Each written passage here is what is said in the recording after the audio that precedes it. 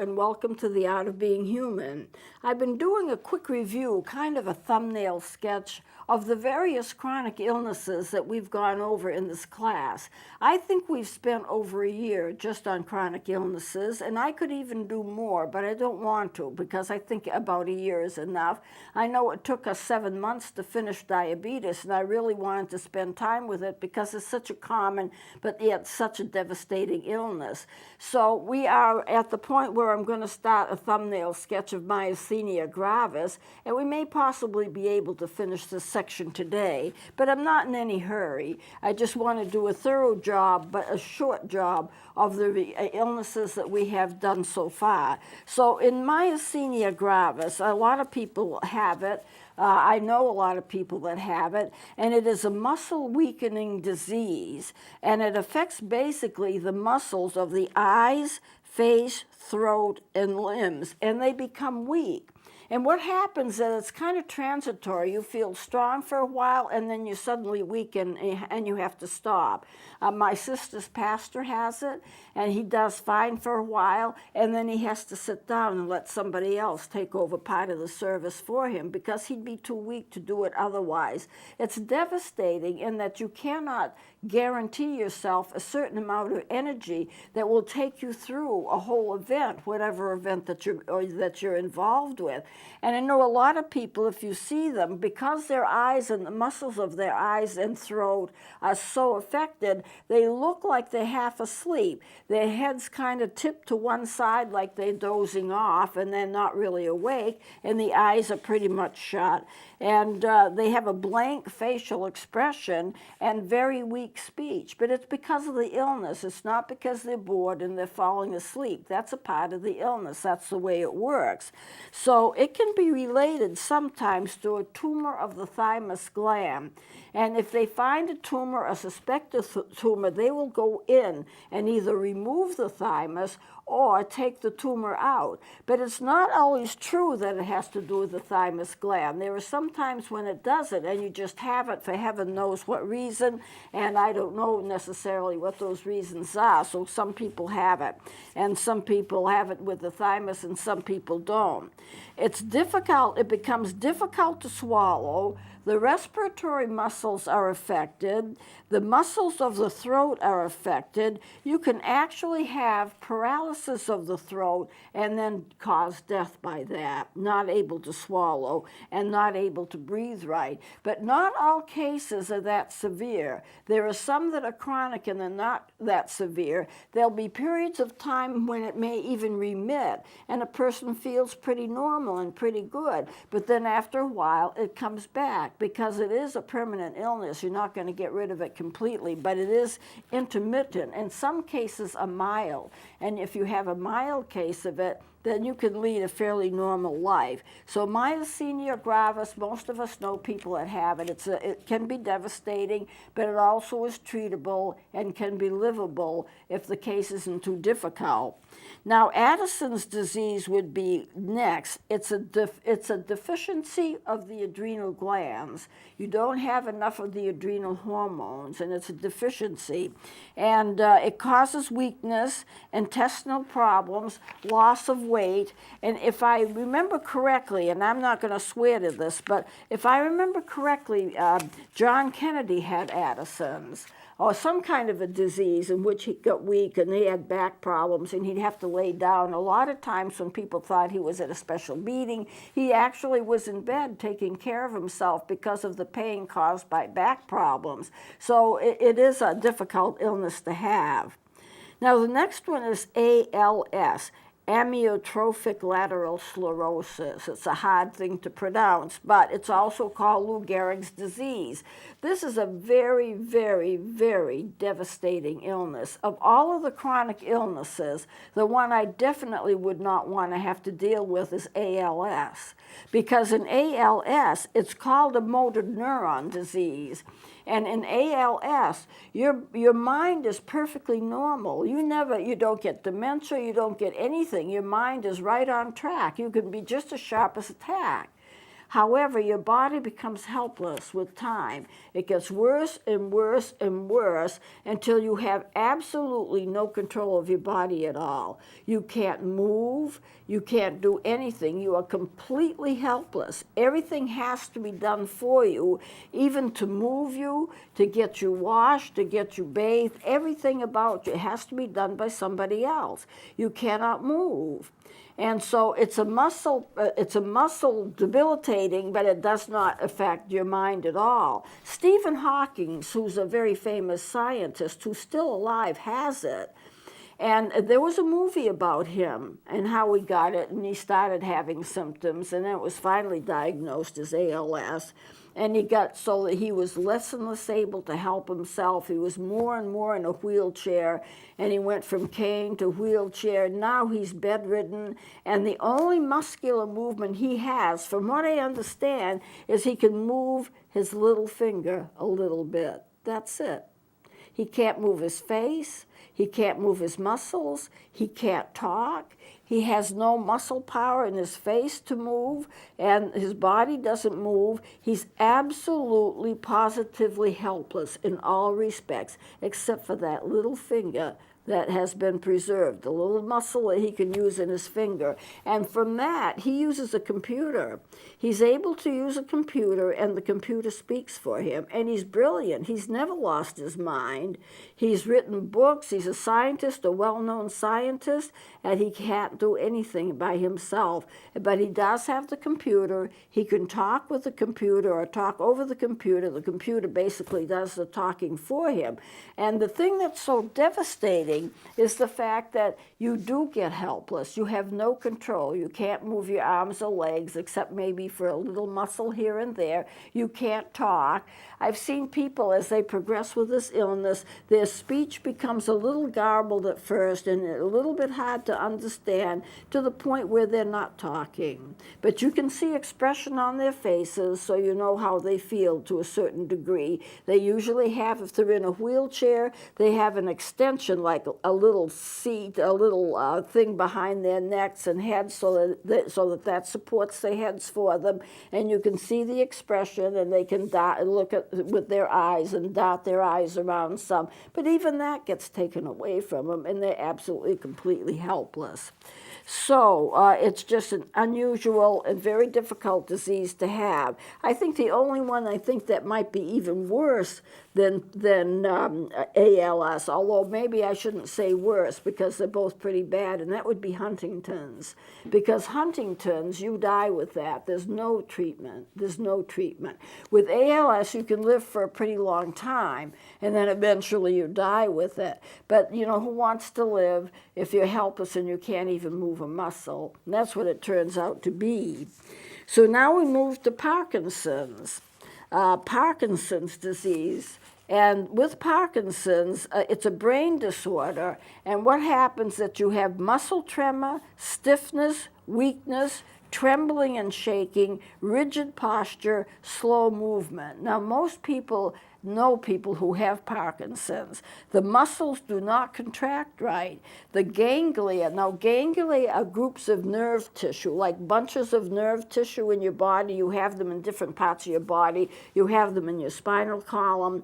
And what happens is these ganglia that shoot out a lot of nerve impulses that make it possible for us to move, they are destroyed. And there is a lack of dopamine in the system. Dopamine is a neurotransmitter. And as I know some people take medications that have dopamine in it, or they get dopamine shots, and it seems to help. But it's still there. I mean, it's treatable, but it's still there. And 1/3 of the people who have Parkinson's will develop dementia. Now, I know I've mentioned this before, but I think it bears repeating. There are so many people that think that all dementia leads to Alzheimer's, and all dementia, when it first starts out, is just a form of Alzheimer's. Alzheimer's, and it just gets worse and worse. But that's not true. Alzheimer's starts slowly, and it presents slowly, and it gets worse and worse with time. A lot of these dementias with other chronic illnesses, and some chronic illnesses have dementia as one of their symptoms, and usually they present fairly rapidly. And so therefore the person gets to be dementia, gets to lose their mental cognition fast, a lot faster than they would if they had Alzheimer's. Now this is treatable with medication.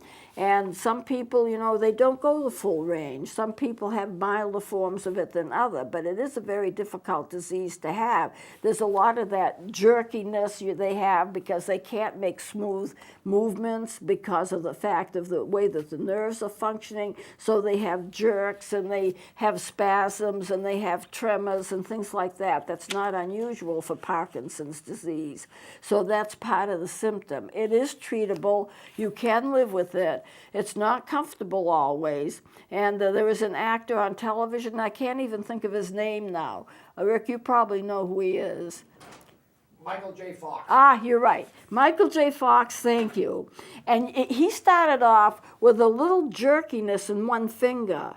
And then it got to be more and more prevalent, and he had a harder time controlling his arms. And he had it for a few years before he ever told anybody. He knew what it was. He knew what the diagnosis was, but he didn't want it to affect his career as an actor. And so therefore he kept it to himself. And then later on, when the symptoms became so that he was moving all over the place and he couldn't stop it, he had to admit to the fact that he had Parkinson's. But I don't think it slowed down his career any. I don't think that anyone has to be afraid. I don't think anyone should be ashamed of the fact that they have an illness like that, because it's out of your control. You didn't cause it. You're not to blame for it. It is what it is, and so therefore you shouldn't be judged for it. It just isn't anything that you should have to be ashamed of.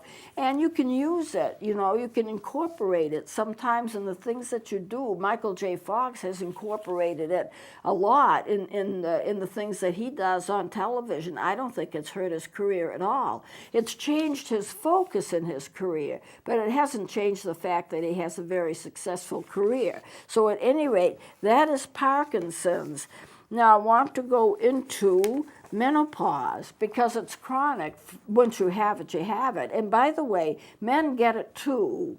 Men can be menopausal as well as women, but it's not near as obvious in men, and a lot of men don't have any symptoms at all. But where they do have symptoms, their symptoms are so gradual, they kind of adjust to it. It's not like obvious with women. What happens is, in a female, you stop making estrogen or you make much less estrogen as you get older. So therefore, you lose the youthfulness that you have, and you have a lot of symptoms that go along with it. And the obvious treatment is to give you estrogen, but now that's kind of frowned on because it's thought that estrogen causes cancer. And in menopause, you lose that hormone, and so your body goes through physical changes, and a lot of those changes involved your mental state. One thing you need to remember is that if you have a mental state that goes along with an illness, you can't will it away. People think, well, it's in the mind. I should be able to think it away. I should be able to say, well, I'm depressed, but no more. I've made a decision, no more depression.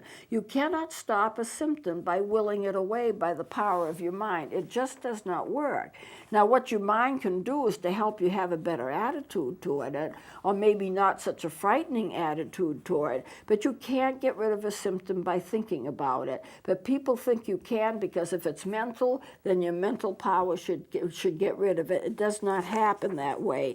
Here are the symptoms. You have hot flashes and chills, anxiety, depression, tearfulness, poor concentration, your memory isn't as good, your vision can be blurred, dizziness. Some people need to have constant activity. They've got to be constantly moving, constantly walking, constantly going somewhere, and sleeplessness. But in addition to that, you can also have bone loss, brittle bone disease, increased blood pressure, heart problems, and stroke. You can have all of those things. Now, men can also have symptoms. They can have anxiety, they can have depression, but as I said, it's not as common with men because their physical changes are more gradual, and it involves testosterone, the male hormone, not estrogen, the female hormone. But in midlife, your hormones tend to flux a little, and then after that, they tend to decrease, and that's a perfectly normal situation for anyone to be in, you know, when you get to be that age. If you are a woman and you have some problems with your reproductive system, and let's say you have to have a hysterectomy at a young age, you bring upon those symptoms a lot sooner, and sometimes the symptoms are very, very intense.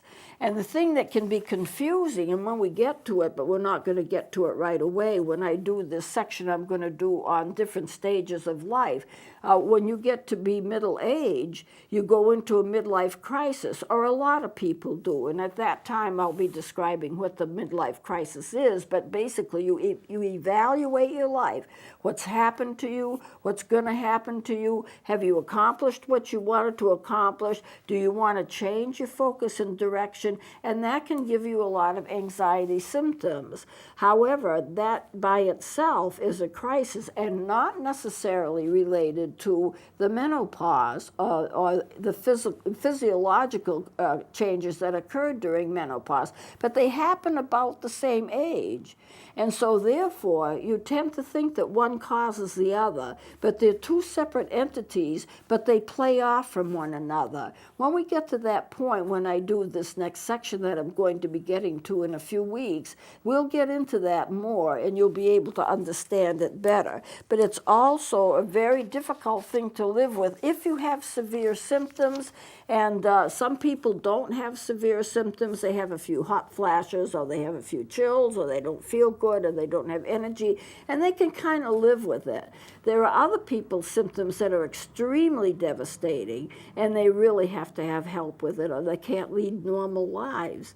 So at any rate, that's midlife crisis. Now, the midlife crisis isn't the same, as I said, but it occurs at about the same time. Now, I'm going to go into body types, type A, B, C, and D. We've all heard about type A and type B, but a lot of us haven't heard about type C and type D. We do have personality types, and they do affect our personalities in the way that we look at the world and the way that we function. And so let me go over these types with you. Type A is very competitive. On the go, let's do, let's be, you know, and I'm in a hurry, and I got to get this done, and I want to accomplish certain things, and I'm on the go to accomplish those things, and I'm aggressive about it.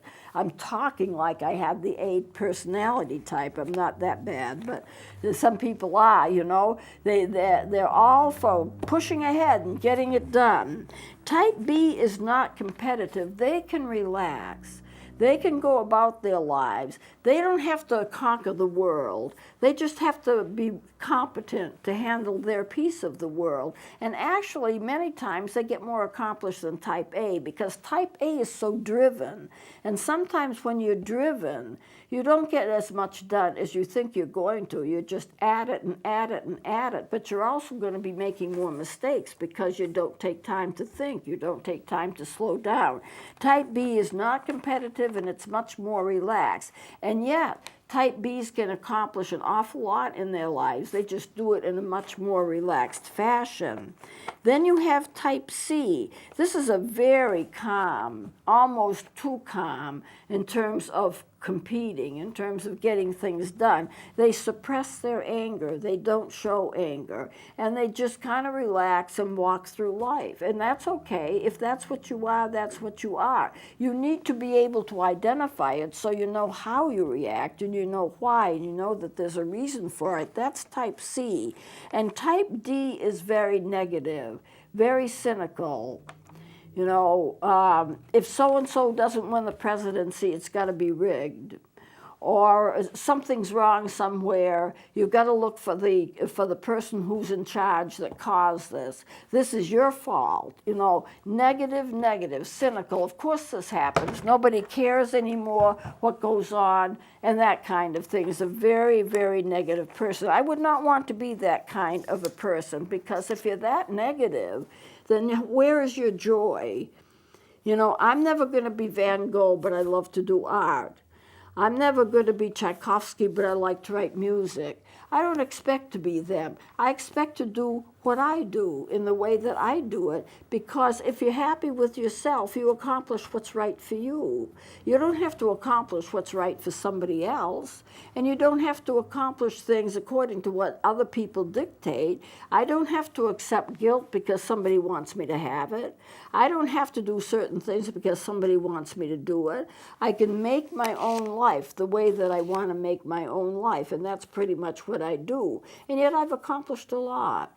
So, and it can be the same for you. Relax with your life, be happy with your life, make choices based upon what's right for you. Don't hurt anybody else, don't interfere with anybody else, but at the same time, do what's right for you. And take pleasure in the fact that you are alive and you're a human being. And if you have an illness, so you have an illness. Lots of people have illnesses, and they make it just fine. So you can accept yourself and accept the lot in life that you have. Improve where you can, accomplish what you can, but don't be on yourself time and time again. I'm not good enough, I didn't do this, I didn't do that. I mean, don't feel like that. You're unique, and you have to be unique, because that's the way God created you. Now I'm going to close it here, and we're going to continue with this next time, because obviously I couldn't finish in one session like I was hoping to do. So I'm pretty sure we'll be able to finish this next time.